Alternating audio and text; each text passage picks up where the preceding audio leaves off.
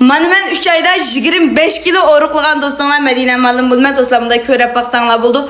Hulcidiki dostlar baksanlar naq meydanda kelip özümden kilo sallarımını körep baksanlar buldu. Nurgun dostlarmış oruqlaşta şunçilik qiyinlip gitmeyipsizlar. Əməliyyatda men doğruşmadım hanım kıza.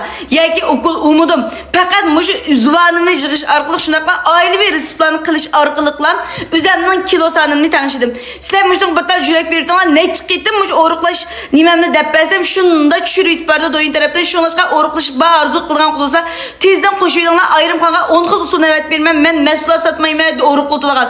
Ya sizga mahsulot tavsiya qilmayman oruqlatilgan xanım qizlar. Chunki men burun shularni yeb fentan bo'lib, eskulab, samirib, qilqagan chiqib xil bir ishlarni qilib baqili.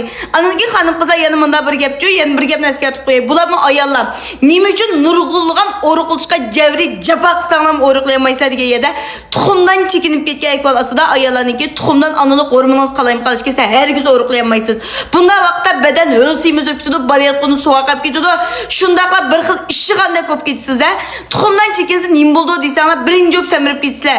Ikkinchi o'p kayfiyatinglar nachar, jiyli xo'p sizlar, siyosuzlab ketidi. Chechinglar uchib ketidi, odat qalayim qilish ketidi.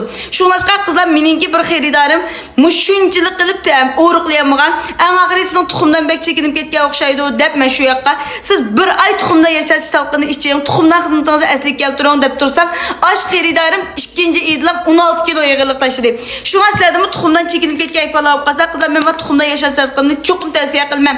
Burun uyanan bu yanan gırmanın pırmanın gelip işip önümünü görmeyen bulsanlar sizler çünkü Cungoluk, Şincanlık sizlerden yemek içmekler bilen çatından yemek içmek okşumaydı canım kıyrandaşlarım. Kapalet 100 meydem urup durup bir yere men tuxumda yaşasaydım önümünü. Ma bizimki şu Şincan ayarları kartan bizden Uygur tibabet şundaga Jongi tibabetinki ilqi resipler bile yasalgan çoğu önümü hakikaten yakşı. Bununki çüp ketken imkan ayrım qanday evet berme. Bir içip görüp bakыңlar.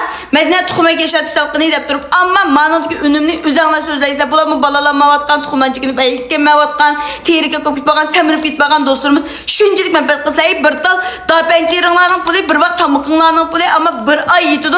Amma mushtondagi önümni men so'zlayman, o'zinglar so'zlaysizlar.